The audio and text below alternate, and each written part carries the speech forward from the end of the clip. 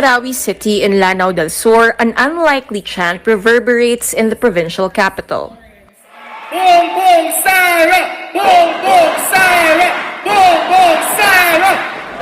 Ferdinand Marcos Jr., survey frontrunner and namesake of the late dictator, makes a stop in the Islamic city just days before national campaign activities slow down in this area of the Philippines ahead of Ramadan.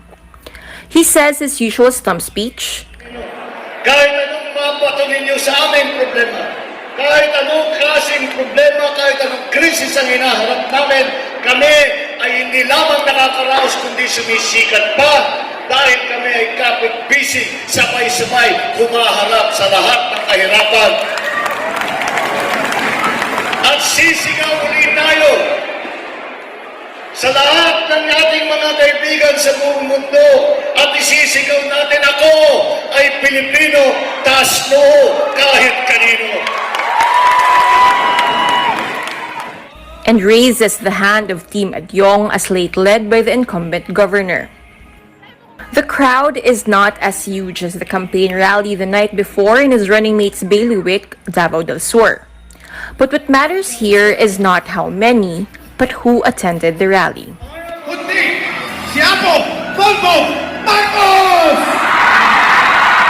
38 municipalities of Lanao del Sur and Marawi City are represented in this show of force. The show of force comes as politicians in different parts of Mindanao turn Rosa, Robredo Duterte, or Isa, Isko Sara in 2022. Governor Mamintal Bombet Alonto Adyong Jr. promises a landslide for Marcos Jr. and his running mate Sara Duterte on May 9. Kaya Mr. President, umasa ka at ang ating Vice Presidente, umasa po kayo na sa darating na halalan, siguradong landslide ang ibibigay ng Lanao del Sur. Marcos Jr. lost here in the 2016 vice presidential race. Vice President Leni Robredo, then a candidate of the once ruling party, got over 180,000 votes. Marcos Jr. settled with just over 55,000 votes in Lanao del Sur. This time, it will be different, says Governor Adyong. Alam naman natin, ang PFP at ang lakas, pumirma na sila ng kasunduan na dadali nila si BBM from PFP and Mayor Inday Sara from Lakas CMD. At hindi lang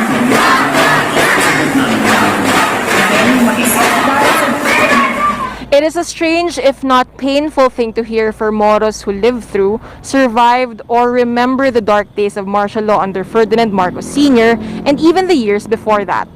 One of Lanao del Sur's sons, its former representative, the late Rashid Lucman, called for the elder Marcos's impeachment in 1968 following the Jabeda massacre. Lucman would later lead efforts to push for Muslim autonomy in Muslim Mindanao, leading to the eventual creation of the MNLF.